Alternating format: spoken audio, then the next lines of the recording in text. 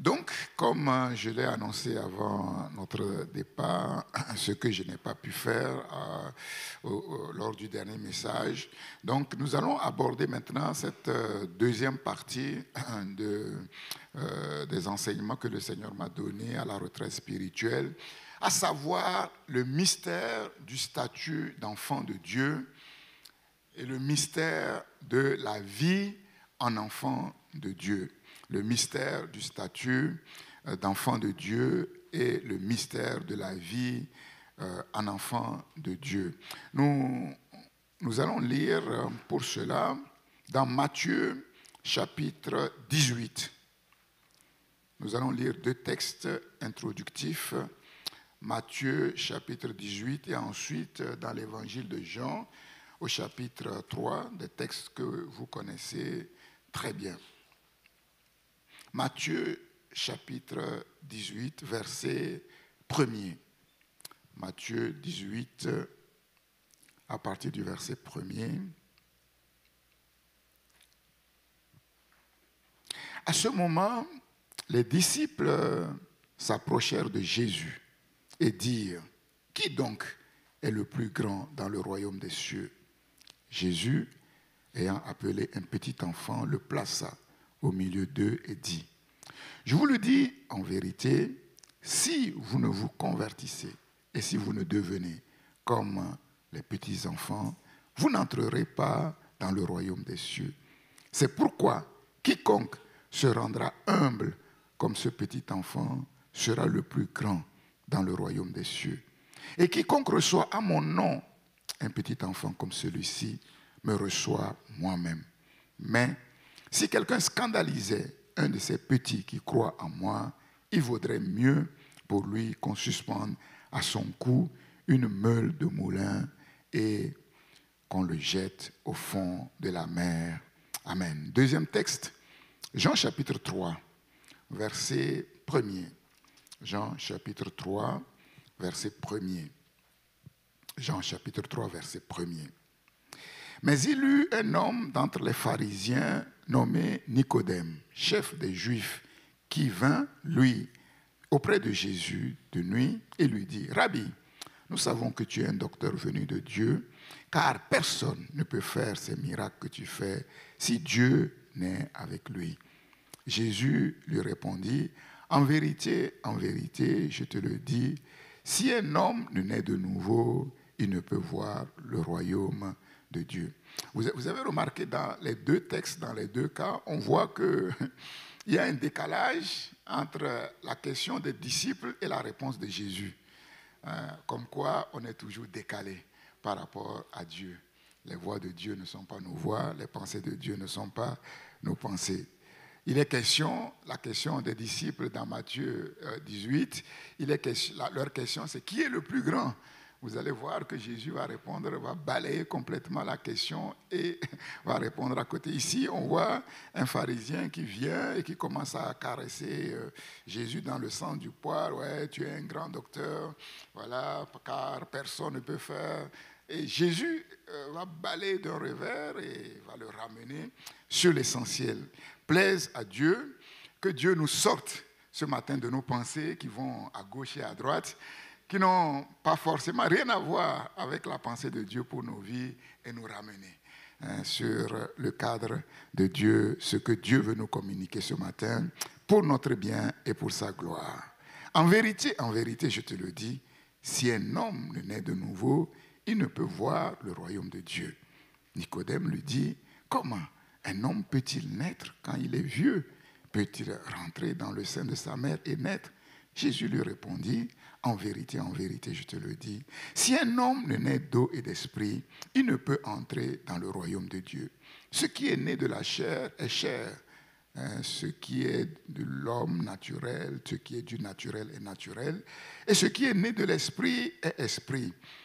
Les choses des hommes, ce sont les choses des hommes, les choses de Dieu. Ce sont les choses de Dieu qui n'ont rien à voir avec, forcément avec les choses des hommes.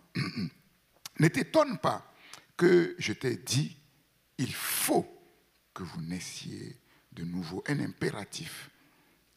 Le vent souffle où il veut et tu entends le bruit, mais tu ne sais ni d'où il vient, ni où il va. J'aime beaucoup ce verset.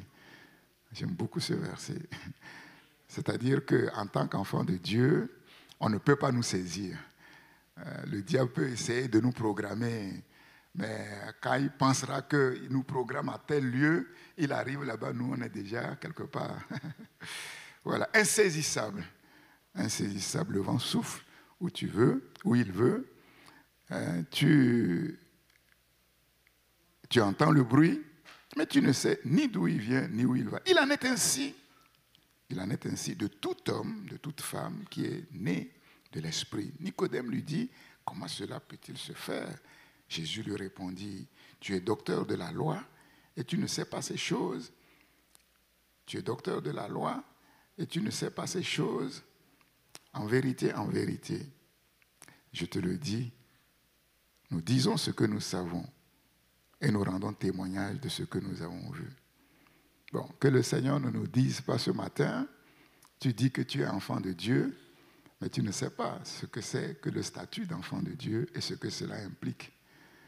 Comme la sœur Élodie l'a dit ce matin, parfois nous disons des choses, mais nous ne mesurons pas ce que ces choses veulent dire. Nous ne les vivons pas.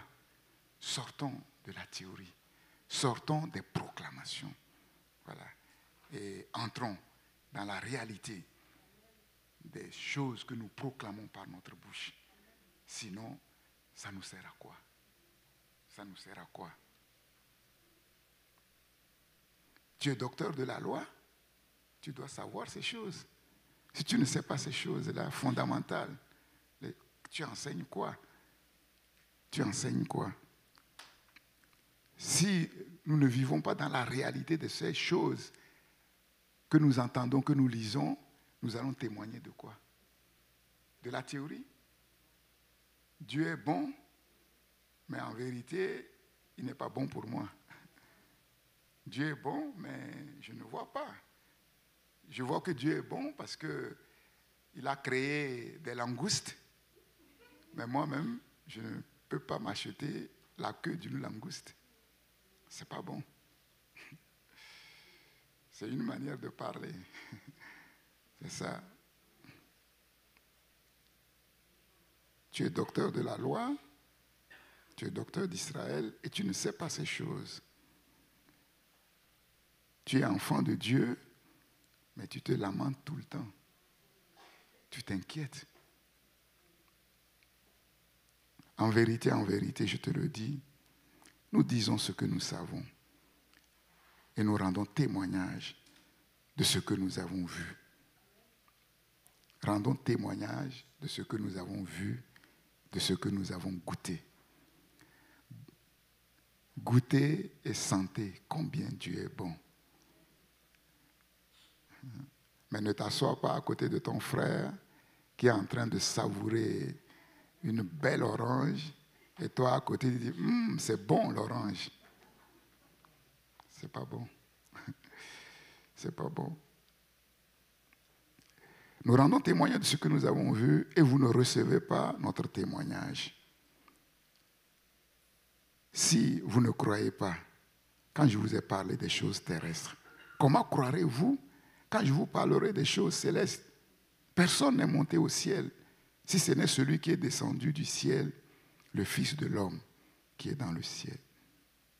Et comme Moïse éleva le serpent dans le désert, il faut de même que le Fils de l'homme soit élevé. Et c'est là la condition, c'est là le secret du mystère, du statut d'enfant de Dieu. Afin que quiconque croit en lui ait la vie éternelle. Car Dieu a tant aimé le monde qu'il a donné son Fils unique, afin que quiconque croit en lui ne périsse point, mais qu'il ait la vie éternelle. Nous disons Amen à la parole de Dieu. En fait, on pourrait dire sur la terre, de manière naturelle, dans la vie en général, quel est le plus grand privilège qu'un être humain peut avoir, en fait, sur la terre? Bon, je ne parle pas des choses de Dieu, je parle des choses de la terre. sur la terre.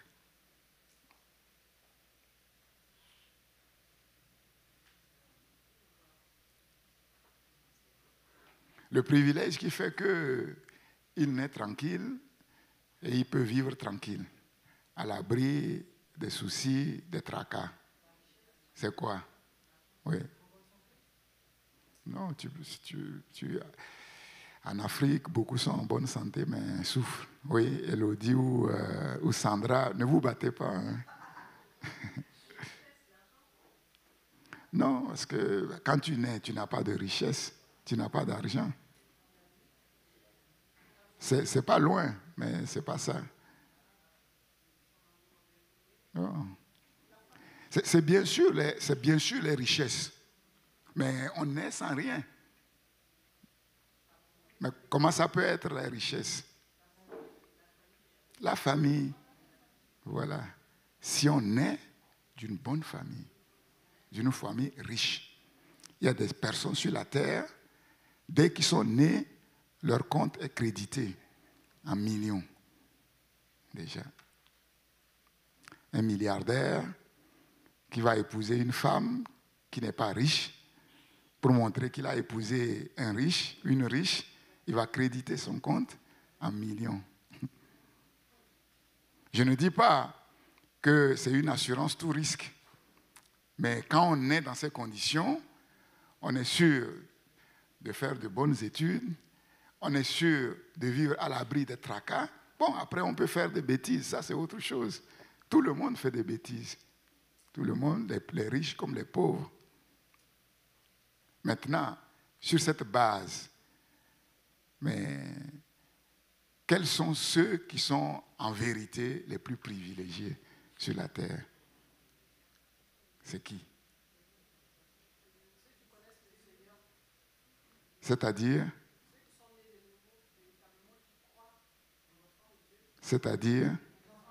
les enfants de Dieu. Mais pourquoi? Parce que les richesses de ces riches qui assurent leurs enfants, ça vient d'où? Ça vient de Dieu. C'est Dieu qui élève, c'est Dieu qui abaisse, c'est Dieu qui enrichit. Même s'ils ne savent pas, si quelqu'un est riche sur la terre, il est riche sur la base de deux choses. Ou Dieu le veut, ou Dieu le permet. Voilà. Quelqu'un peut être riche, mais si Dieu décide qu'en un instant, il soit pauvre, ces richesses-là vont s'envoler, sans qu'on ne sache comment et pourquoi. Et l'histoire nous enseigne cela. Des pauvres qui sont devenus riches et des riches qui sont devenus pauvres. C'est ça. Maintenant, quand nous disons ça, est-ce que c'est vrai? Est-ce que nous le croyons vraiment? Quelle est la part? Parce que le prince qui naît dans la principauté, ou le fils d'émir qui naît au Qatar, ce n'est pas de la théorie. Ce n'est pas de la théorie. Voyez comment ils vivent. Voyez comment ils se marient. Et parfois, tous ces gaspillages. Ces gaspillages. Mais quand nous le disons, est-ce que c'est vrai? Chacun doit répondre pour lui. Maintenant, si ce n'est pas vrai, comment pouvons-nous l'accepter et vivre avec ça? Comment? C'est ça. Il est écrit dans l'évangile de Jean au chapitre 5, verset 45, « Ils seront tous enseignés de toi. » Et nous disons, Seigneur, enseigne-nous. Fais-nous comprendre.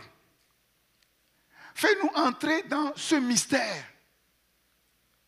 Ce que signifie être enfant de Dieu. Et quelles sont ses implications? Quelles sont ses implications? Et c'est ça que Jésus va nous dévoiler au travers des textes que nous avons lu, le mystère du statut d'enfant de Dieu, le mystère de la vie en enfant de Dieu. Le statut d'enfant de Dieu et la vie en enfant de Dieu. Tout est parti sur cette question. Les disciples demandent à Jésus, qui est le plus grand dans le royaume des cieux? À votre avis, qui est le plus grand à Christ pour les nations?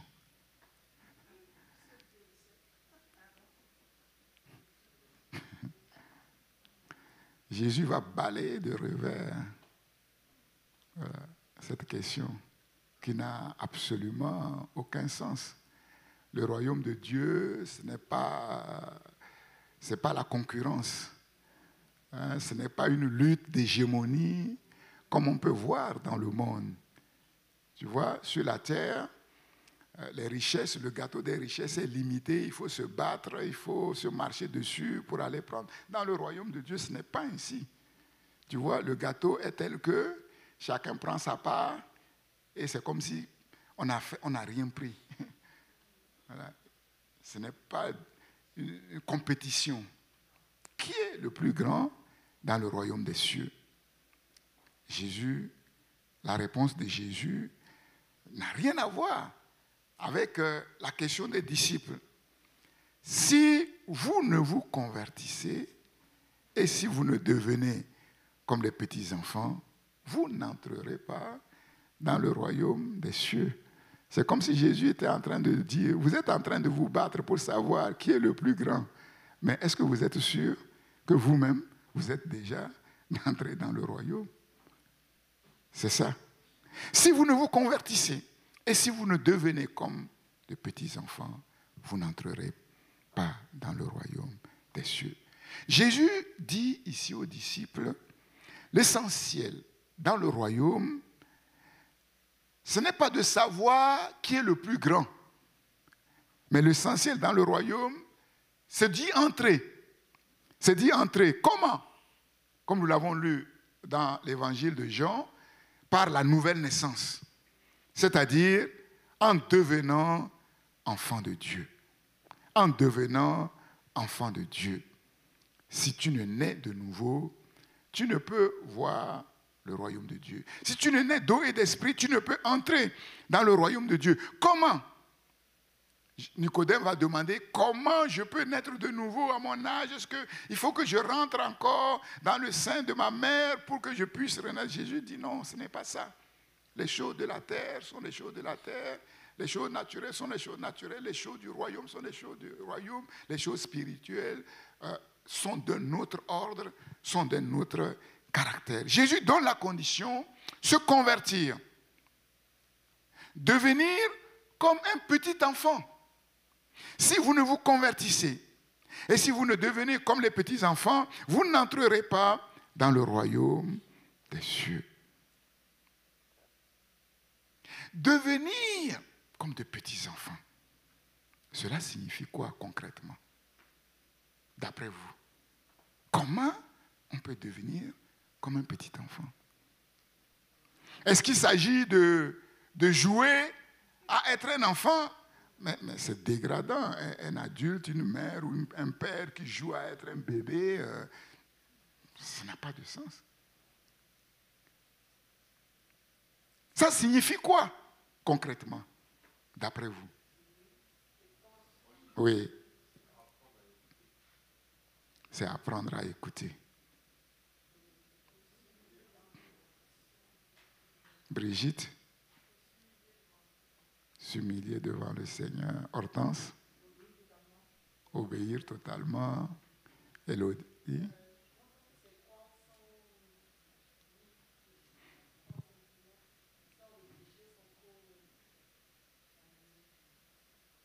Et c'est ce que nous faisons, bien sûr. Pourquoi? Parce que nous sommes de grandes personnes. Parce que nous avons des diplômes, nous avons des voitures, nous ne dépendons de personne. Même si Dieu ne pourvoit pas, nous avons des moyens quand même de nous en sortir. Nous avons des béquilles. Nous trouverons toujours des béquilles. C'est sérieux. Et c'est de ça que Jésus veut nous faire sortir. Je vous assure, si nous ne sortons pas de ça, ça va être compliqué. C'est déjà compliqué, mais ça ne changera pas. Mais Dieu veut que ça change. Et ça va changer. La lumière paraît déjà et les ténèbres reculent. Venant de Jésus, c'est quand même mystérieux. Jésus dit, si vous ne devenez comme de petits enfants, vous n'entrerez pas dans le royaume de Dieu. Et c'est une parole radicale. C'est une parole radicale, c'est-à-dire, Jésus dit, à moins de devenir comme un petit enfant, il est impossible d'entrer dans le royaume de Dieu. Il est impossible d'entrer dans le royaume de Dieu. C'est la clé du royaume. C'est la clé du mystère, du statut des enfants de Dieu. Pourquoi? Pourquoi? Parce que nous voyons bien que sur la terre, pour un enfant, c'est une clé non négociable. Si un enfant ne se comporte pas dans une maison comme un enfant vis-à-vis de ses parents, mais ça ne marchera pas. Comment il va s'en sortir? Si l'enfant ne se met pas en condition d'être un enfant vis-à-vis de ses parents, comment il va s'en sortir? Il ne peut pas s'en sortir. Là, on est en train de parler d'un enfant qui ne peut pas se suffire à lui-même. On ne parle pas d'un ado, on ne parle pas d'un préado, on ne parle pas d'un jeune. On parle de petits-enfants. Jésus dit petits-enfants, 2 ans, qui refusent d'être enfants de ses parents, qui refusent de reconnaître ses parents comme ses parents. Comment il va s'en sortir? Il ne peut pas. Il ne peut pas. Donc, si nous ne devenons pas comme de petits-enfants, nous ne pouvons pas vivre avec Dieu comme un enfant vit avec son père. Et comment nous allons nous en sortir? Impossible, nous ne pouvons pas.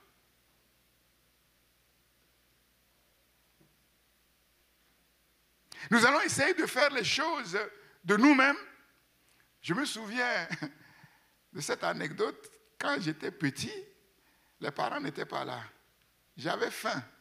Et j'ai décidé d'apprendre à faire la sauce. Je ne sais même pas si j'avais 5 ans. Donc, j'ai fait ce que je pouvais. J'ai chauffé de l'eau, j'ai mis du gombo, tout ce que je trouvais à la main, j'ai tout mis. Mais quand j'ai goûté, c'était toujours pas bon. J'ai ajouté encore du gombo. J'ai ajouté encore ce que je pouvais, mais c'est toujours pas bon. Mais j'ai oublié l'ingrédient essentiel qu'est le sel. Je pouvais mettre tout ce que je pouvais mettre, la viande, les langoustes, tout ça. Tant que je ne mettais pas le sel, ça restait toujours pas bon. Si nous n'arrivons pas à vivre avec Dieu, comme un enfant vit avec son père, nous ne pouvons pas. Nous allons essayer de faire les choses par nous-mêmes. Prendre les ingrédients ici ou là. Tu vois, vous voyez, mais ça ne marchera pas. Il y aura toujours quelque chose qui va manquer. Il y aura toujours un ingrédient qui va manquer. Et cet ingrédient qui va toujours manquer, c'est cette relation. Jésus dit, sans moi, vous ne pouvez rien faire. Sans moi, vous ne pouvez rien faire. Jésus dit aux disciples, l'important, ce n'est pas de savoir qui est grand dans le royaume de Dieu, mais l'important, c'est d'entrer dans le royaume. Mais pour entrer dans le royaume de Dieu, il faut d'abord devenir comme un enfant, comme un petit enfant. Et c'est là le plus grand privilège qu'un être humain peut avoir sur cette terre. Si vous ne vous convertissez, si vous ne changez radicalement, vous n'entrerez pas dans le royaume de Dieu. Mais comment s'opère ce changement radical qui permet de devenir comme de petits enfants, pour entrer dans le royaume de Dieu? Jésus nous donne la réponse. C'est pourquoi quiconque se rendra humble, quelqu'un a parlé d'humilité, quiconque se rendra humble comme ce petit enfant sera le plus grand dans le royaume des cieux. Donc nous comprenons qu'il ne s'agit pas de jouer en enfant, de jouer à être comme un enfant, mais de se rendre humble, de prendre conscience de notre petitesse, de notre faiblesse, de notre insignifiance, comme un petit enfant. Comme un petit enfant. Se rendre humble, c'est-à-dire s'humilier soi-même. Frères et sœurs, c'est un processus très difficile. Est-ce que vous avez déjà essayé de vous humilier vous-même? Je vous ai raconté la petite anecdote de ce pasteur lors d'une convention qui priait en disant « Seigneur, tu vois, je ne suis rien du tout. Voilà, viens à mon secours. Voilà, donne-moi ton onction. » Et puis après, le modérateur va prier en disant « Seigneur, tu vois, mon frère n'est rien du tout. Viens à son secours. » À la fin, il lui a dit « Mais pourquoi tu dis devant tout le monde que je ne suis rien du tout ?» Pourtant, lui-même, en priant, il a dit « Seigneur, tu vois, je ne suis rien du tout. » La fausse humilité. La fausse humilité. Et vous savez, l'orgueil se manifeste de deux manières. De deux manières. Ouais. Ou de manière directe, où on s'élève en abaissant l'autre. Seigneur, je te rends grâce de ce que je ne suis pas comme le reste des hommes. Soit par la fausse humilité. Et le pire, c'est la fausse humilité. La fausse humilité. Se rendre humble, c'est un processus très difficile, voire impossible pour un adulte. Parce qu'il n'est pas facile pour nous de prendre de recul par rapport à nous-mêmes, de prendre de la hauteur par rapport à nous-mêmes. Se rendre soi-même humble comme un enfant, alors qu'on n'est pas un enfant.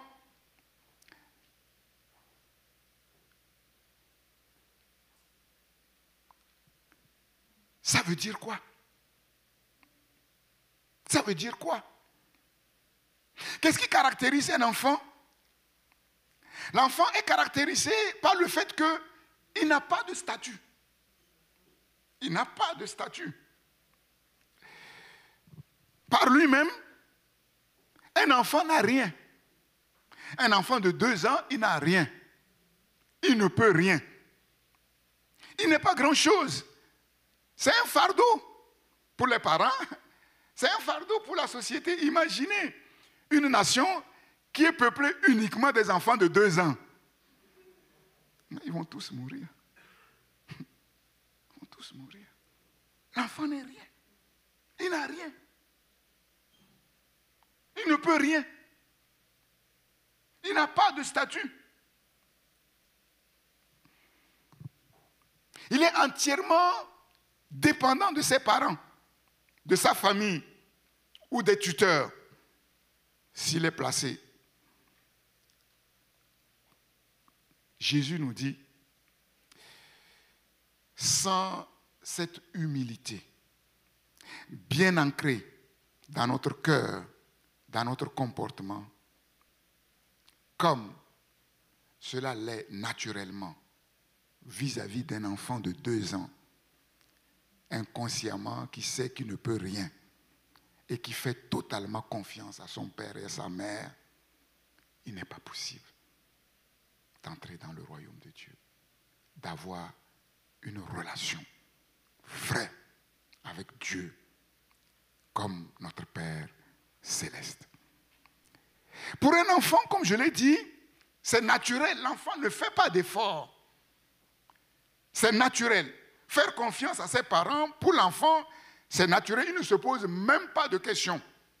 Mais pour un adulte, mes frères et sœurs, c'est la mer à boire.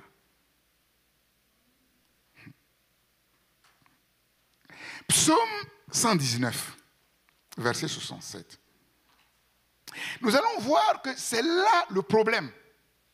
Nous allons voir que tous nos problèmes découlent de ce que nous ne vivons pas la réalité que nous proclamons d'être des enfants du Père Céleste. La réalité du fait que le Père Céleste est réellement notre Père. Tous nos problèmes viennent de là. Psaume 119. Psaume 119. À votre avis, qui est-ce qui a écrit le psaume 119?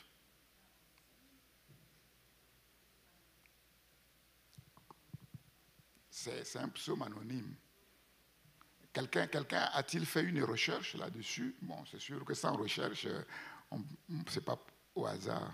Quelqu'un a-t-il fait une petite recherche ou y dire quelque chose par rapport à ça, le psaume 119? À votre avis, qui l'aurait écrit? Quelqu'un a parlé de Daniel. C'est moi ou c'est quelqu'un d'autre? Si c'est moi, est-ce que quelqu'un a une autre piste? D'après ce que je sais, on l'attribue ou à Daniel ou à David. Bon, moi, personnellement, quand je vois le style des psaumes de David, les écrits de David, on ne voit pas ce côté carré, mathématique. Qu'est-ce qui caractérise le psaume 119? Quelqu'un le sait, il y a quelque chose qui caractérise le psaume 119. Le psaume 119, il est très carré, très mathématique. C'est quoi?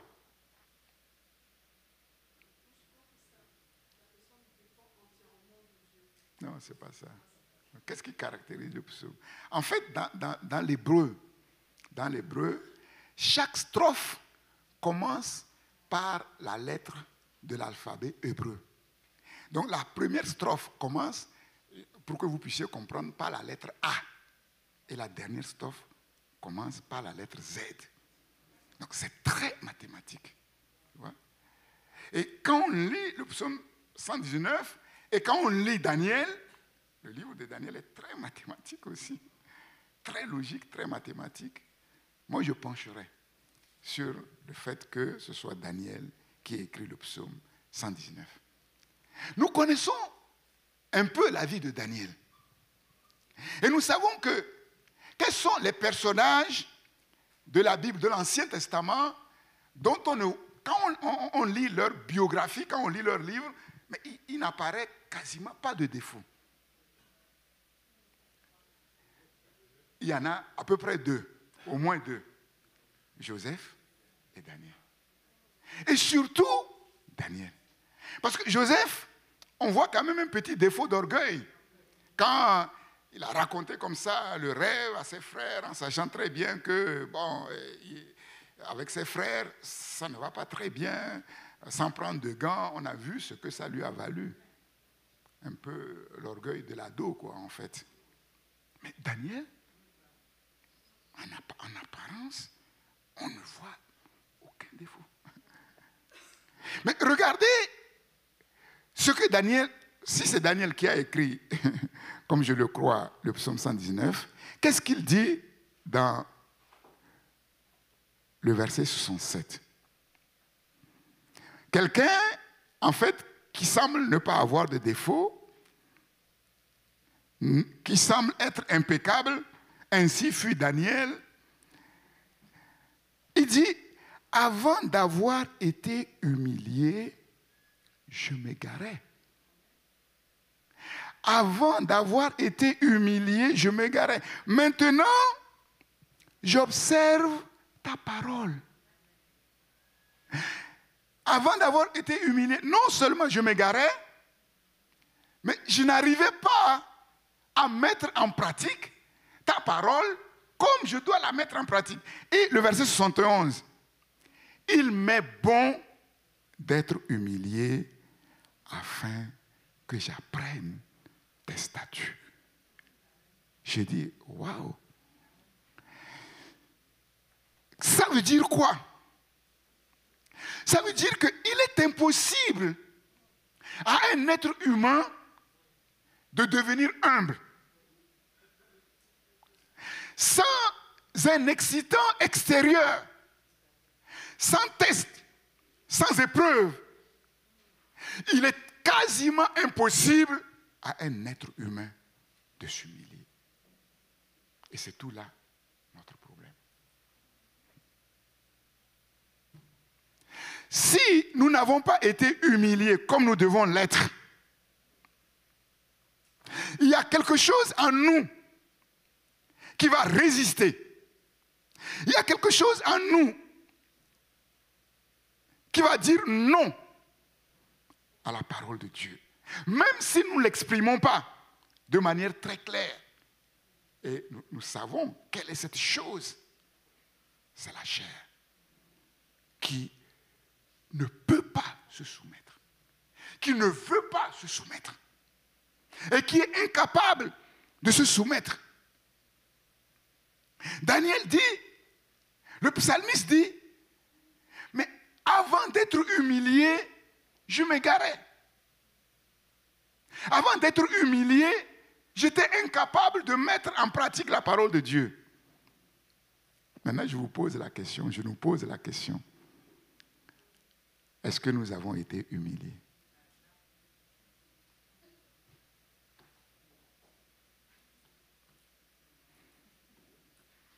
C'est ça. Il y a quelque chose que Dieu doit briser en nous. Il y a quelque chose qui doit être brisé en nous, à moins que cette chose soit brisée. Nous avons beau avoir la bonne volonté, mais la bonne volonté n'a aucun pouvoir. La bonne volonté ne sert à rien. Elle n'est utile qu'en raison de ce qu'elle a à sa possession. Mais la bonne volonté pour bonne volonté, ça ne conduit à rien. Bonne résolution pour bonne résolution ne conduit à rien. Il faut être humilié. Et l'humiliation n'est pas une affaire de vêtements. L'humiliation n'est pas une affaire de pauvreté. L'humiliation n'est pas une affaire de ceci ou cela. L'orgueil est dans le cœur du pauvre comme du riche, du savant comme de l'ignorant. C'est dans notre nature. Intrinsèque. Intrinsèque.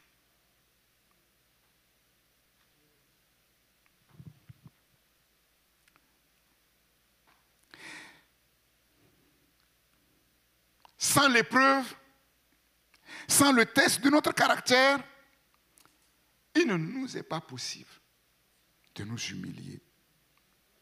Même l'expérience de nos faiblesses, nous avons tous ici, chacun pour sa part, un jour ou l'autre, a fait l'expérience de sa faiblesse, a vu qu'il n'est pas aussi fort qu'il croyait l'être. Et même l'expérience de nos faiblesses, de notre insignifiance, de notre indignité, c'est insuffisant. C'est insuffisant. Tu vois? Tu peux tomber lourdement,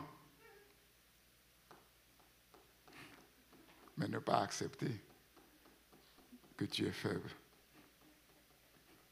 Un jour, je marchais sur le verglas. J'ai glissé et je suis tombé. C'est honteux. Normalement, je tombe, ma première réaction, c'est de voir si ma jambe n'est pas cassée. Mais non. Ma première réaction, c'est de voir si personne ne m'a vu. C'est terrible.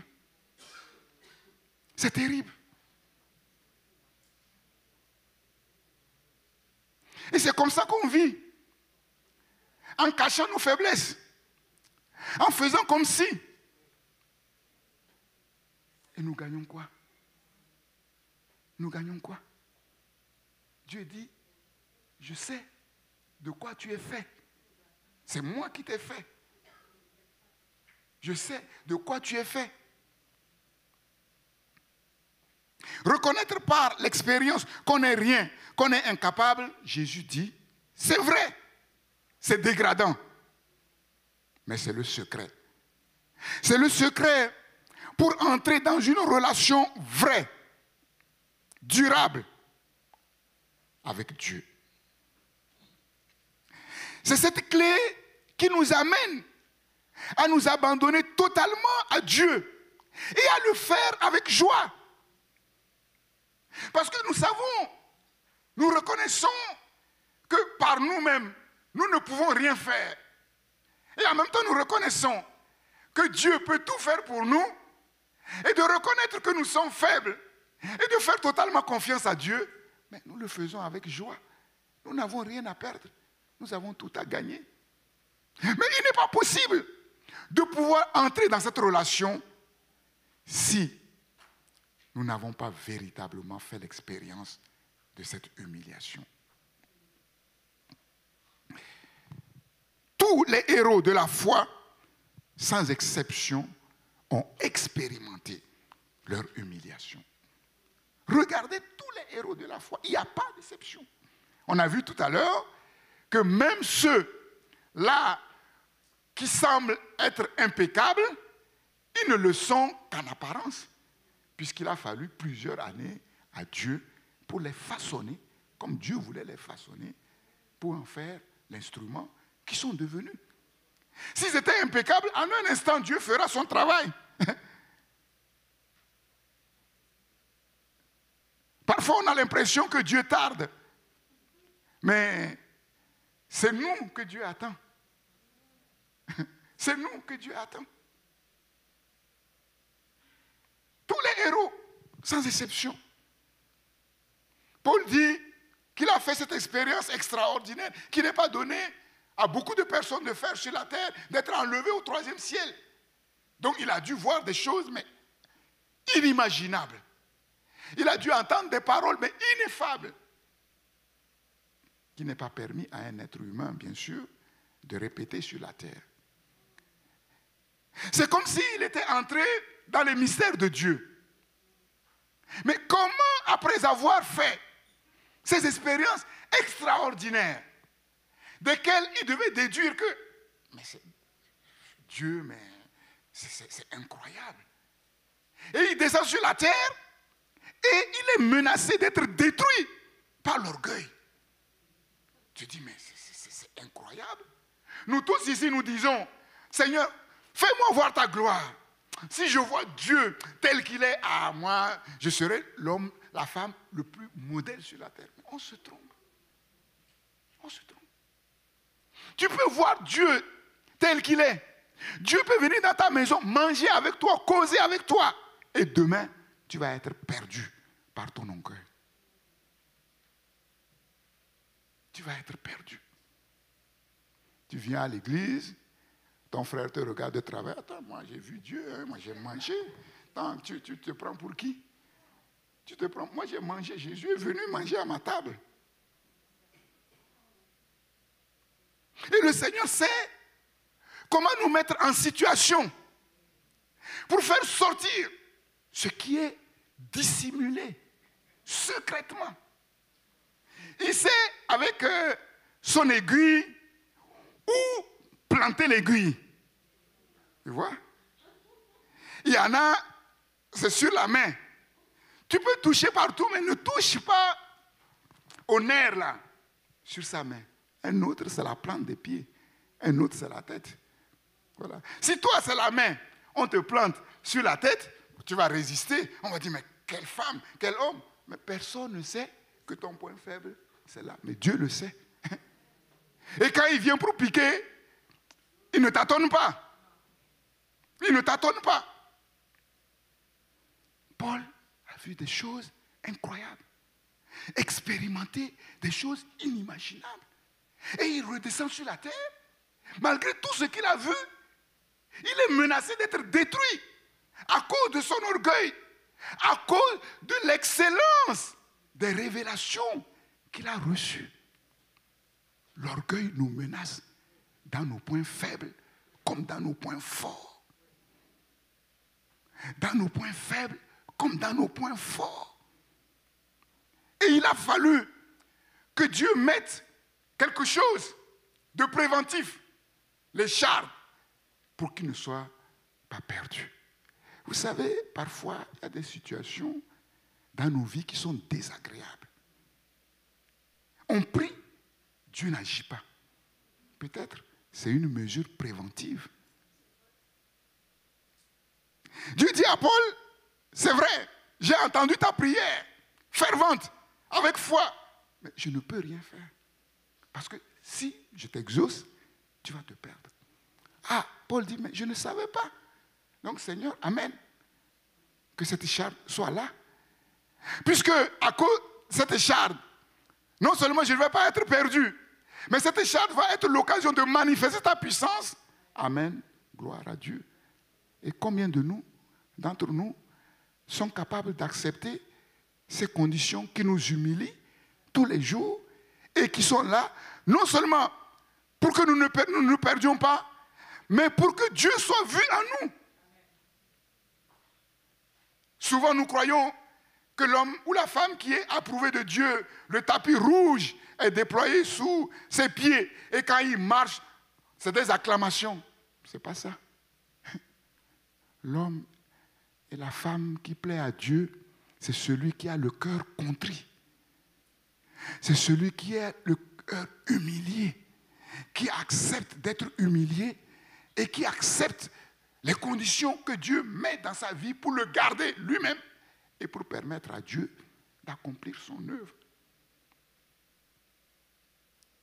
Et quand je lisais toujours sur le témoignage de l'apôtre Paul, Galates, chapitre 1er, Paul dit que Dieu l'a mis à part dès le sein maternel pour devenir quelqu'un, c'est-à-dire un grand apôtre. On dit, waouh, super, c'est bien. Donc Dieu a commencé à le qualifier même dans le sein maternel. On dit, mais bravo. Mais après, quand on regarde la vie de Paul, on se dit, mais comment Dieu peut l'appeler, le mettre à part dès le sein maternel, commencer à faire son œuvre dès le sein maternel, et puis après, cet homme sur la terre se comporte comme tout, mais sauf ce que Dieu, en fait, le plan de Dieu, comme un assassin. L'homme qui a été mis à part dès le sein maternel pour devenir un grand apôtre se comporte sur la terre comme un persécuteur de Dieu. Mais comment comprendre ça? C'est fou. Donc vous voyez, c'est pour ça, frères et sœurs, nous devons avoir beaucoup d'humilité devant les situations. Non seulement nos propres situations, mais les situations dans lesquelles passent nos frères et sœurs. Imaginons, nous vivons avec Paul. Paul, c'est notre oncle, c'est notre tonton, ou c'est notre frère. Et on le voit commettre le pire des crimes, c'est-à-dire persécuter l'Église. On va dire, mais cet homme, c'est le diable même en personne. On ne peut pas faire pire. Voilà pourquoi il dit, je suis le premier des pécheurs. Logiquement, ce que j'ai fait ne me donne pas le droit d'être ce que je suis. Mais la miséricorde de Dieu a triomphé du jugement. La miséricorde de Dieu triomphe du jugement. Et on oublie bien souvent que Dieu a renfermé tous les êtres humains dans la désobéissance, tous, sans exception, pour faire miséricorde à tous. Peut-être que toi, ce qui est caché dans ton cœur n'est pas encore révélé. Bon. Donc, en fait, tu penses que tout va bien, mais tu ne sais pas que tu es en danger. Voilà. Quand on voit un frère ou une sœur se dépatouiller, mettons-nous à genoux, prions pour lui. Comme Billy Graham, quand il a appris la chute de Jimmy Swaggart, il est rentré précipitamment dans son hôtel, il s'est mis à genoux, il pleurait. L'heure est passée.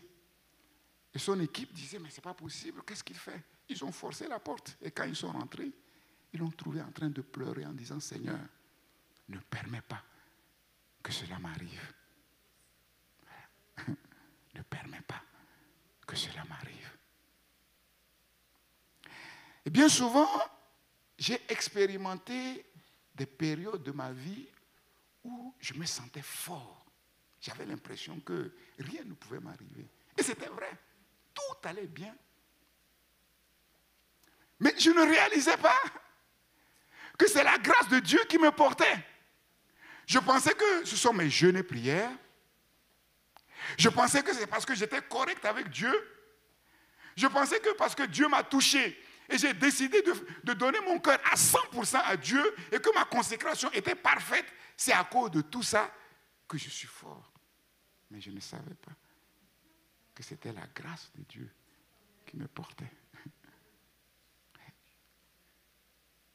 C'est sérieux. Voilà pourquoi Paul lui-même dit que celui qui croit être debout prenne garde de tomber. Celui qui croit être debout prenne garde de tomber. Paul, mis à part dès le sein maternel, pour être le grand apôtre qu'il est devenu. Mais avant d'être le grand apôtre qu'il est devenu, bien que la main de Dieu était sur lui, dès le sein maternel, il commence à faire des choses mais inimaginables. Il fallait que quelque chose soit brisé. Il fallait qu'il soit humilié. Et cette humiliation pour lui passait par cela. Il raconte sa vie en disant qu'il était le plus zélé dans le judaïsme, plus que tous ses pères. Mais en fait, l'orgueil est venu. Et comment s'est manifesté cet orgueil du judaïsme? La persécution. Il pensait que les autres, il fallait les zigouiller, il fallait les tuer. C'est des bons à rien. Attends, un être humain comme toi, même s'il est sur le mauvais chemin, et toi, tu dis que tu sers Dieu, et le Dieu que tu sers, tu penses qu'il t'envoie pour tuer ton frère?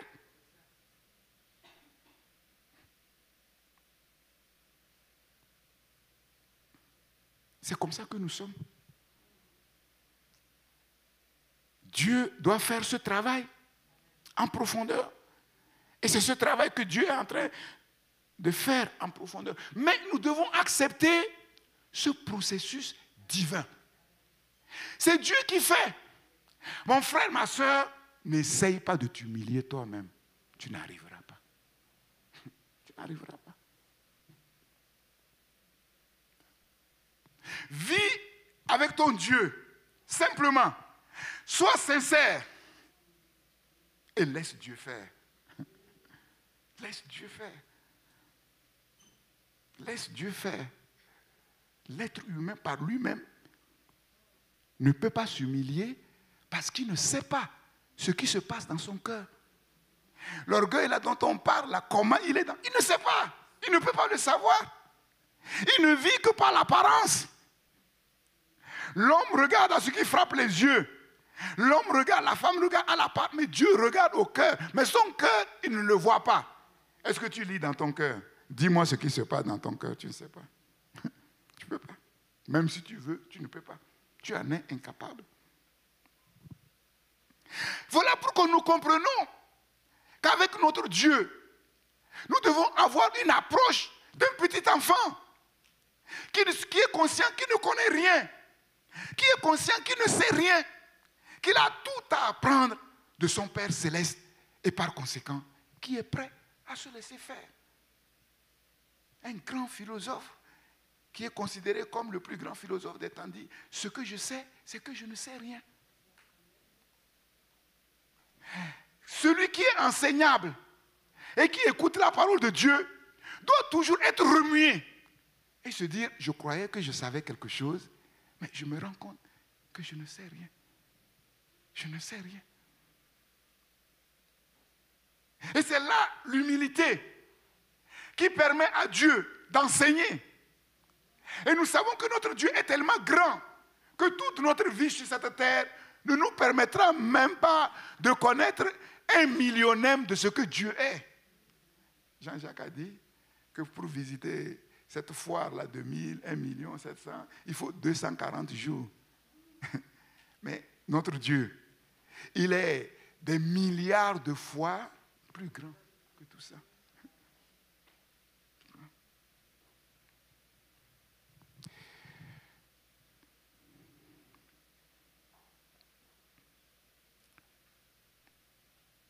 le grand apôtre Pierre.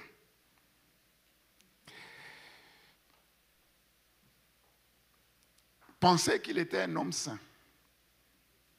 Il n'a jamais rien mangé de souillé. Il n'a jamais rien mangé d'impur. Et il était sur le point d'être un obstacle majeur devant le Seigneur, parce que c'est lui que le Seigneur a choisi pour aller ouvrir aux païens la porte du salut. Mais lui, il était assis dans sa sanctification. Moi, je suis un saint. Les autres, c'est des impurs. Entre eux et moi, il n'y a rien. Il ne peut rien avoir.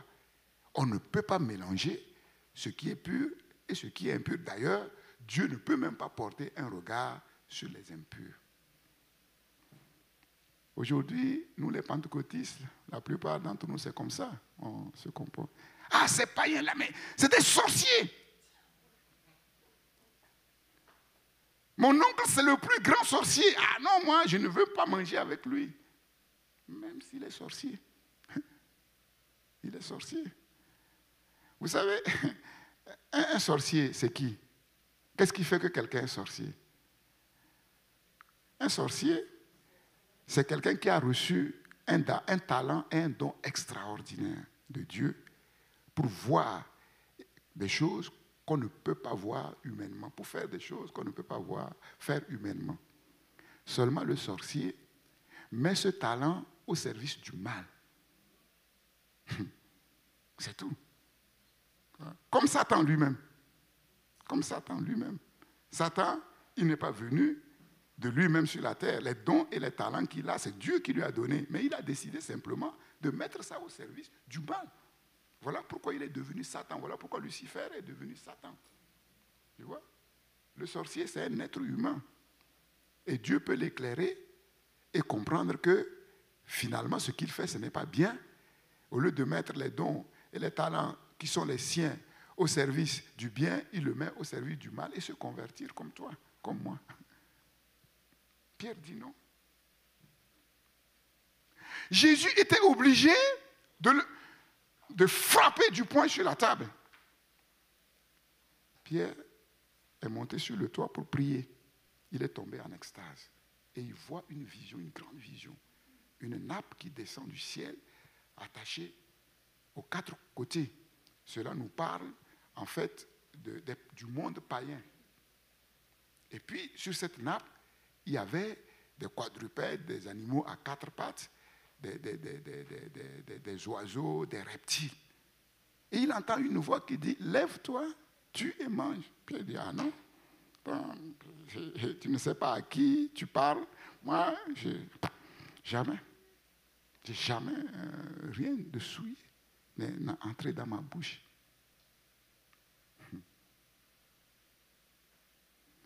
Et je vous ai dit, pourtant, Pierre ne s'appuie pas sur rien. Pierre s'appuie sur la parole de l'Ancien Testament qui dit qu'il ne faut pas manger les animaux impurs.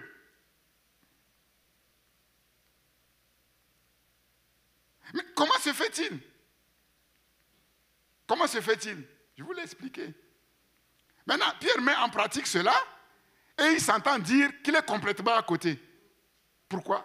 Si vous vous souvenez de l'enseignement que j'ai donné, quel est son problème? Quel était le problème de Pierre? Je l'avais expliqué. Il se montre plus royaliste que le roi. Qui a donné les paroles de l'Ancien Testament? Maintenant, qui lui parle? Qui est à même d'expliquer précisément, d'interpréter précisément la parole de l'Ancien Testament? C'est Jésus. Mais quand Jésus a voulu leur interpréter, ils l'ont tué. Parce que son interprétation ne cadrait pas avec eux, leur interprétation. Et je vous ai dit, prenons garde et faisons très attention. Se targuant d'être assis sur la parole de Dieu. D'ailleurs, le pasteur Daniel l'a confirmé. Oui, le pasteur Daniel, laisse le pasteur Daniel, un homme et une femme comme toi. Mais si Dieu vient dire que le pasteur Daniel, ce qu'il a dit, c'est faux, toi, tu es qui pour dire que c'est le pasteur Daniel qui a raison? Tu es qui pour dire que c'est toi qui as raison? Et je vous ai dit que la vérité ne sort que de la bouche de Dieu. Même la parole qui nous est donnée, que nous prêchons, il n'y a que Dieu seul qui peut donner une interprétation juste, sans erreur. Juste, sans erreur. Et dire qu'un être humain est saint, un être humain est juste, ce n'est pas sur la base de ce qu'il fait. Parce que personne ne sera justifié sur la base de ses œuvres. Soyons clairs. Que tu t'appelles l'apôtre Paul qui a écrit sur ces choses, ou l'apôtre Pierre, ou Jean, ou Moïse, personne, ou Abraham, personne ne sera déclaré saint, juste sur ses propres œuvres. C'est Dieu qui déclare. Dire que nous sommes justes est une déclaration de Dieu. Et cette déclaration de Dieu se fonde sur une seule chose. Non pas ce que nous faisons, mais ce que quelqu'un d'autre a fait à notre place. Celui qui n'a jamais failli. Et c'est en lui que nous devons mettre toute notre confiance. Mais nos principes là, nous gonflons notre poitrine en disant, nous, moi j'ai des principes, c'est comme ça, c'est pas autre chose. Ok. Plus royaliste que le roi. Dieu dit à Pierre, qui es-tu? Moi, Dieu. Ce que je déclare pur, toi tu dis que c'est impur. Tu dis que c'est impur. 2 fois, 3 fois. Là, Pierre a commencé à comprendre quelque chose. Et quand il est allé chez Corneille, il a dit, tu sais très bien qu'il est défendu aux Juifs de se lier avec les païens. Mais il est défendu. Il a dit, il est défendu. C'est qui il? Voilà. C'est comme ça qu'il faut faire. C'est ça. C'est comme ça. C'est ça. Oui, mais ça vient d'où? Qui a dit ça? Tu as entendu quelqu'un dire, c'est toi-même ou c'est Dieu qui a dit? Ou c'est Dieu qui a dit? Je croyais que. J'étais absolument certain, convaincu. Mais je me suis trompé. Pierre se targuait d'être un homme impur, un homme qui n'est jamais souillé, sans savoir, être un homme pur qui n'est jamais souillé avec les choses impures. Mais il ne savait pas que sa vision du monde était souillée. Était souillée. C'est terrible. Comme on peut être complètement à côté, sans même se rendre compte. C'est pour cela qu'avec notre Dieu, nous devons être comme de petits enfants. Obéir comme de petits enfants. Ce que je sais, c'est que je ne sais rien. C'est la déclaration de mon Dieu. C'est ce que Dieu dit. Non pas ce que je crois faire, ce que je crois être bien. Il est difficile à l'être humain de voir l'orgueil qui est en lui. Parfois, il se base sur des choses qui ont l'apparence d'être bonnes, d'être vraies, mais il ne sait pas qu'il se trompe. Il ne sait pas qu'il se trompe. Et comme je vous l'ai dit, nous lisons la parabole du pharisien et du publicain. Oh Dieu, je te rends grâce de ce que je ne suis pas comme le reste des hommes, adultère, farfelu, voleur, ravisseur. Moi, pas ni problème. Je suis clean, je jeûne, je donne la dîme, je fais des œuvres bien, je mets en pratique la parole de Dieu. Et surtout pas comme ce pauvre monsieur. Lui, il a besoin vraiment de ta miséricorde. Hein? Je me souviens, on était en train d'évangéliser dans les rues de Chanteloup-les-Vignes. On évangélisait une armoire à grâce. Il devait être un boxeur, je ne sais pas quoi, fier de son gabarit. Il me traite comme un chien. Il dit, oui, c'est vous les Africains qui avez besoin de Jésus. Nous, non. Non, moi, je n'ai pas besoin de quelque chose à quoi me raccrocher. Regarde. Et puis, ce pauvre qui se frappait la poitrine. Oh Dieu, je ne suis même pas digne de te regarder. C'est moi le pécheur. Je reconnais que je suis vraiment un pécheur invétéré. Et je vous ai dit, nous avons écouté des enseignements sur ce passage. Nous lisons ce passage, nous connaissons ce passage. Mais la plupart d'entre nous ne se retrouvent ni dans le pharisien, parce qu'on dit, ah non, moi je ne suis pas comme ça, je ne suis pas aussi vantard, ni dans le public, parce que non, quand même, être le dernier, le plus grand des pécheurs. Oh, il n'y a pas trois modèles. Il n'y a pas trois modèles. On ne peut pas être entre deux. Entre deux, c'est le pire. On ne peut pas être entre deux. Et nous comprenons la parole du Seigneur qui dit, celui à qui on a peu pardonné ne peut pas aimer beaucoup. Mais celui à qui on a beaucoup pardonné, lui, il est capable d'aimer beaucoup. Mais à qui on a beaucoup pardonné, qui est capable de mettre en pratique ce commandement qui dit, tu aimeras ton Dieu de tout ton cœur, de toute ton âme, de toute ta force, de toute ta pensée. Que beaucoup de chrétiens trouvent que c'est trop radical. Qui sont ceux-là à qui on a beaucoup pardonné? Ce sont les publicains. Ce sont les prostituées. Ce sont les voleurs. Ce sont les ravisseurs. Ce sont les assassins. Les assassins comme qui? Comme Moïse. Les assassins comme qui? Comme Paul. Donc si toi, tu ne te retrouves ni dans le modèle du pharisien, ni dans le modèle du publicain, tu n'es rien. Je ne suis rien. C'est la pire des races. C'est sérieux. C'est ça, tout ça là qui fait qu'il y a un dysfonctionnement avec Dieu. Nous croyons que nous sommes en règle, mais nous nous trompons. Et nous nous trompons parce que nous sommes incapables de voir ce qui se passe en nous. Et en même temps, nous ne laissons pas au Saint-Esprit et à la parole de Dieu de nous éclairer parce que nous croyons que nous n'avons pas besoin d'être éclairés comme les autres. Nous croyons que nous avons fait du chemin et que nous connaissons. D'ailleurs, dans l'église, on entend souvent, ah oui, je sais. Ah oui, je sais. Oui, je sais. Facilement. Ce que je sais, c'est que je ne sais rien. Ce que je sais, c'est que je ne sais rien. Sans la conviction que produit le Saint-Esprit, on peut lire cette parole, comme j'ai dit, et ne pas se retrouver. Et ne pas se retrouver. Bon, le publicain, lui, il est rentré chez lui justifié. L'autre, il est rentré chez lui pire. Mais celui qui ne se retrouve ni d'un côté ni de l'autre, est-ce qu'il a pu même se rendre chez lui? Je ne sais pas. Le diable l'attend déjà au tournant. Parce que c'est la pire des espèces. Le propre de la nature humaine, c'est d'être aveuglé par lui-même. Et c'est le pire des aveuglements. Et il est aveuglé par lui-même, par quoi?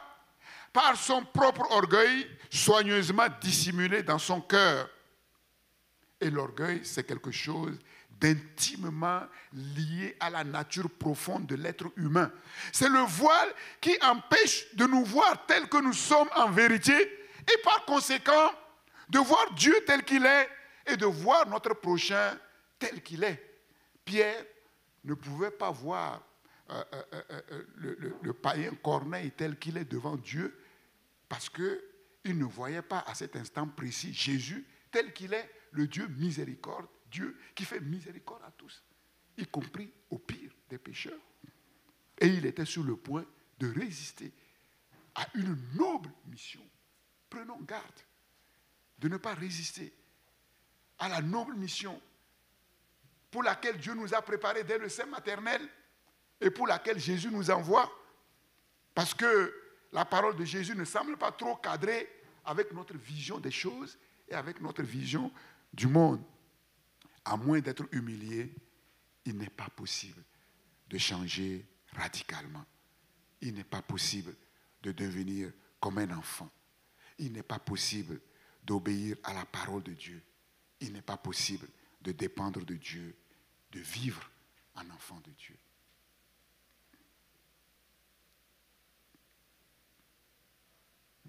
C'est ça. De quoi s'agit-il dans le fond? Devenir comme un petit enfant pour entrer dans le royaume de Dieu. C'est ce que nous allons voir le dimanche prochain. Le temps est passé et je ne voudrais pas trop m'étendre. Ce sont des choses importantes et courir ne sert à rien. Que Dieu nous aide à comprendre ce mystère, que l'Esprit de Dieu nous éclaire tout un chacun, parce que c'est là non seulement le secret de notre vie, mais le secret de notre destinée, les projets merveilleux que Dieu a formés dans son cœur pour démontrer au travers de notre vie qui il est réellement. Et qui il est réellement? Il est notre Père. Et ce Père, ce n'est pas n'importe quel Père. C'est le Père à qui tout appartient, qui peut tout, qui est parfaitement au contrôle de tout. Et qui saura nous conduire dans le chemin qu'il a tracé pour nous, quels que soient les temps et les circonstances, quelles que soient les résistances, quelles que soient les oppositions. Et nous disons, Seigneur, oui, enseigne-nous. Ils seront tous enseignés de toi. Je veux comprendre ce mystère. Non pas de manière intellectuelle, je veux que ce mystère devienne pour moi une réalité vivante. Seigneur, je veux être humilié, Seigneur. J'accepte le processus qui fait de moi un enfant, un petit enfant. Je veux lâcher prise. Je sais que ce n'est pas une question de raisonnement. Ce n'est pas une question de logique. C'est ton œuvre, Seigneur. Comment cela peut-il se faire? C'est ton œuvre, Seigneur. Qui peut être sauvé? Personne. Mais ce qui est impossible aux hommes est possible à Dieu. Toi seul, tu connais chaque être humain que tu as façonné cette terre. Toi seul, tu me connais, personne d'autre. Y compris moi-même. Voilà pourquoi. Oui, je veux me disposer entièrement. Seigneur, accomplis ton œuvre, Seigneur. Salutaire. Avant d'être humilié, je m'égarais. Et pourtant, dans cet égarement, je pensais servir Dieu. Je pensais faire des choses pour Dieu. Je pensais vivre en enfant de Dieu. Je pensais vivre en serviteur et en servant de Dieu. Mais je m'égarais. Mais je n'en avais pas conscience. Parce que j'étais aveuglé par quelque chose. Et cette chose qui m'aveugle, je te prie, Seigneur, viens l'ôter. Si cela doit passer par l'humiliation, nos pères en la foi ont été humiliés et ils ne sont pas morts dans leur humiliation, bien au contraire. C'est de cette humiliation qu'ils sont devenus ceux qui sont devenus pour ta gloire de telle manière qu'après leur mort, nous parlons encore d'eux. Ils sont morts, mais ils ne sont pas morts. Seigneur, il m'est bon d'être humilié, Seigneur, afin que j'apprenne tes statuts, afin que je comprenne ta parole comme je dois la comprendre, non pas avec ma vision des choses, non pas avec ma vision du monde, mais avec ta vision des choses, ta vision du monde, Seigneur, oh Dieu. Que ta lumière vienne m'éclairer. Et que les ténèbres de l'orgueil qui m'empêchent de voir clairement, Seigneur, oh Dieu, se dissipent, Seigneur. Père, telle est ma prière. Le grand roi David, prenant conscience de toutes ces choses, pourtant, la parole nous dépeint comme un roi sage, sans doute l'un des rois les plus sages de l'histoire. Seigneur, il dit, Seigneur, quand je regarde à toutes ces choses, Seigneur, non, ça me dépasse infiniment. Je voudrais être comme un enfant sevré, un tout petit enfant, dans les bras de sa mère, Seigneur, oh Dieu. Parce que sans ta protection, cette sagesse qui fait parler de moi comme un roi grand, un roi sage, un roi noble, Seigneur, je reste toujours en danger. Oh Dieu, nous recevons ta parole, Seigneur. Nous disons Amen à ta parole, Seigneur. Et nous désirons vivement que non seulement cette parole demeure en nous, mais Seigneur, mais que cette parole, Seigneur, opère en profondeur par la puissance de ton esprit. Cette parole est esprit et vie. Seigneur, je désire, oui, ardemment, Seigneur, voir cette parole accomplir son œuvre. Je ne veux pas résister. Je ne veux pas raisonner. Je veux simplement me confier à toi et à ta parole. Je suis le fruit de ta parole. Seigneur, que l'œuvre que ta parole a commencé, Seigneur, oh Dieu, qu'il puisse l'amener à la perfection, à l'accomplissement total. Et je sais que tant que je serai sur cette terre, oui, je n'atteindrai jamais la perfection absolue. Et j'aurai toujours besoin de ton œuvre, Seigneur, en moi. Merci pour ta parole, Seigneur. Merci, Seigneur, pour l'œuvre de ta parole, Seigneur. Ta miséricorde, ta tendresse. Oui, tu n'es pas comme nous. Tu n'es pas comme un être humain. Voilà pourquoi nous sommes en vie. À cause de ta grande patience, Seigneur.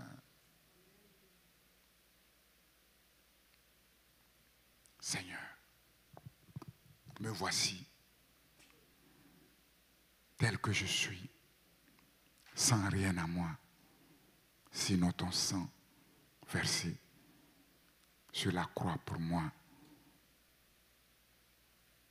Je veux aller vers les nations et ne chanter qu'une seule chanson, les mérites de ton sang. Dire au monde que je suis le plus grand pécheur, mais ta miséricorde m'a touché. Et ce que je suis et ce que je peux faire de bien, c'est toi qui le fais.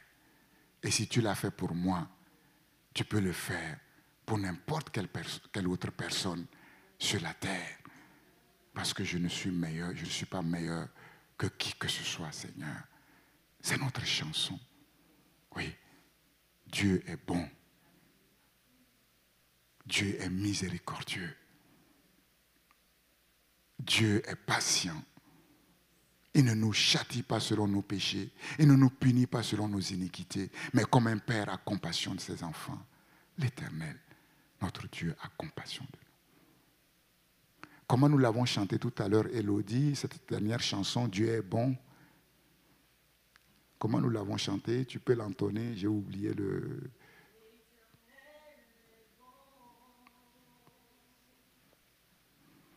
L'Éternel est bon. L'Éternel est bon. Il est bon pour moi. L'Éternel est bon. Jésus-Christ est bon. Mon Sauveur est bon. Il est bon pour nous. Oui, tu es bon. Tu es bon, Seigneur. Tu es bon, Seigneur. Oui. L'Éternel est bon. Nous chantons et nous chanterons ta bonté dans les nations. Il est bon pour moi. L'Éternel est bon, il est bon. L'Éternel est bon. L'Éternel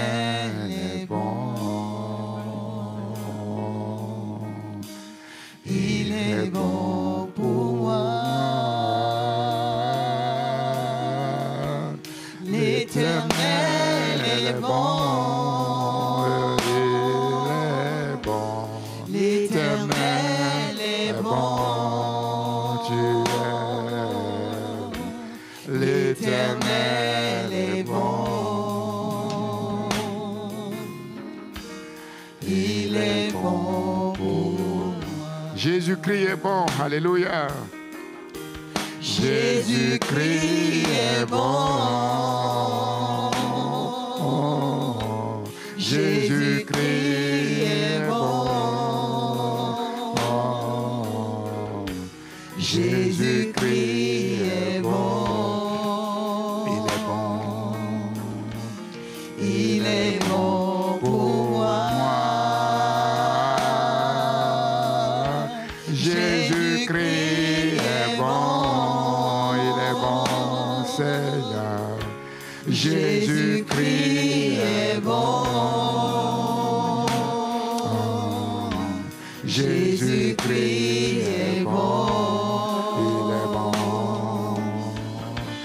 Il est bon pour moi. Oui, le Saint-Esprit est bon.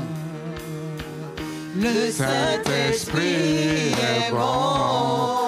Il est bon. Le Saint-Esprit est bon.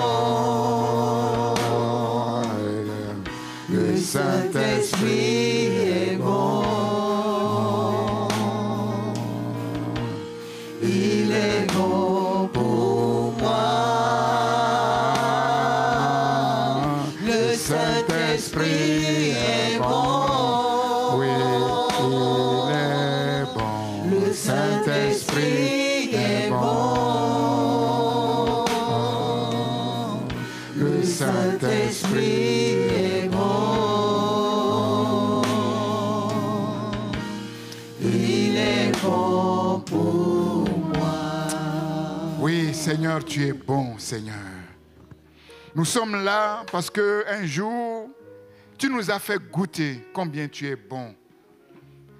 Et c'est ce qui nous a décidé à nous donner à toi, Seigneur. Mais ta bonté est plus large que les océans. Ta bonté est plus profonde que les océans, plus vaste que les océans, plus haut que l'azur. Seigneur, donne-nous de goûter pleinement à ta bonté. Que nous puissions vivre cette terre, cette vie bonne. Et tous ceux qui nous voient, Seigneur, oui, qu'ils aient envie de devenir comme nous et de goûter eux aussi à cette vie bonne, Seigneur. C'est là le témoignage de ta bonté sur la terre. Personne ne peut venir à toi si tu ne lui donnes de goûter combien tu es bon, Seigneur. Mais tu veux donner à tous sur la terre de goûter combien tu es bon. Voilà pourquoi ta bonté remplit les cieux et la terre et la mer. Sur la terre, dans les mers, dans les cieux, nous voyons toutes ces choses bonnes, agréables, parfaites. Dans la création, Seigneur, oh Dieu, en tant qu'enfant du royaume, en tant qu'enfant du roi des rois, du Seigneur des seigneurs, nous refusons de manger les miettes sur la terre. Les miettes ne sont pas pour nous. Les miettes ne sont pas pour nous, Seigneur. Mais nous mangeons le pain. Le pain qui est sur la table de notre Père Céleste. La nourriture des grands. Seigneur, tu es descendu du ciel à cause de ton grand amour dont tu nous as aimés. Seigneur, pour venir nous faire sortir du fumier, de la boue, pour nous faire asseoir avec les grands de ton royaume, Seigneur, pour nous donner de manger la nourriture des grands. Seigneur, et descendre dire au monde combien tu es bon. En leur donnant les fruits des bénédictions tu répandes sans restriction sur tes enfants, comme nous le voyons sur la terre, Seigneur. Père, nous te demandons pardon s'il nous est arrivé d'accepter de manger les miettes, Seigneur, et de donner une image déformée de qui tu es, le Dieu bon. Et ta parole dit, il n'y a que toi qui sois bon. Personne d'autre. Il n'y a que toi, Seigneur. Pardon. Pardon, Seigneur. Si nous donnons de ta bonté une image qui n'est pas correcte. Seigneur, que les choses changent. Et c'est pour cela que tu nous as adressé ta parole.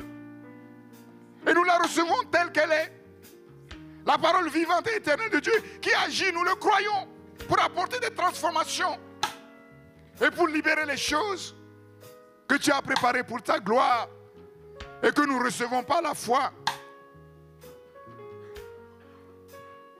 Merci.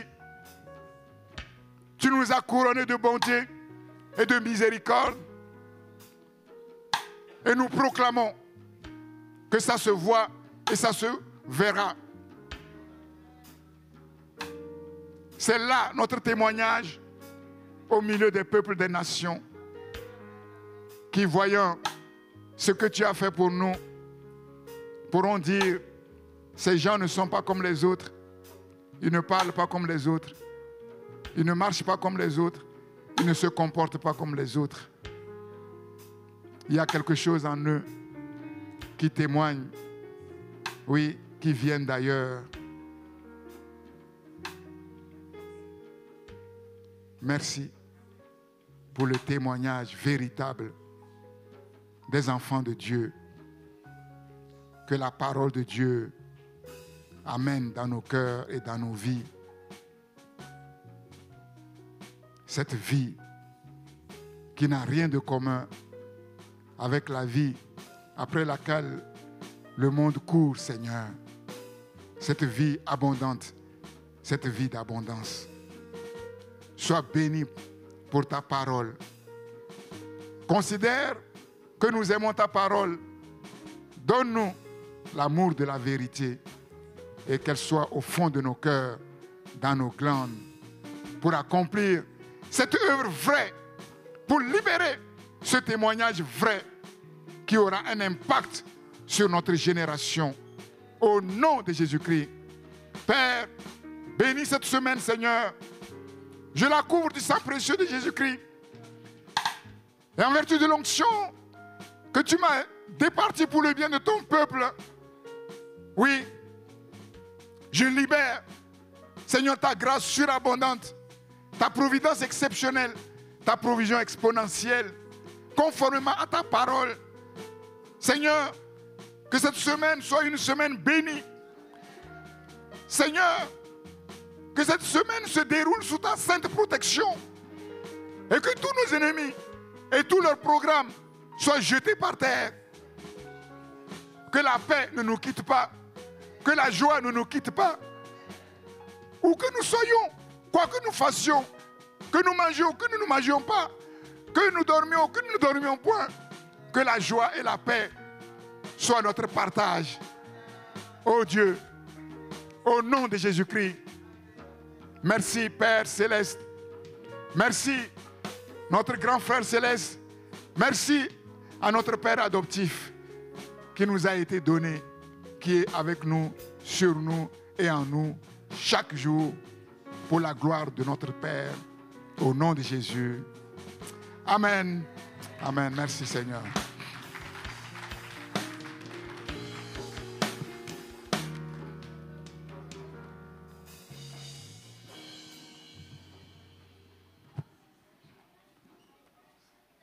Notre culte en ligne est maintenant terminé.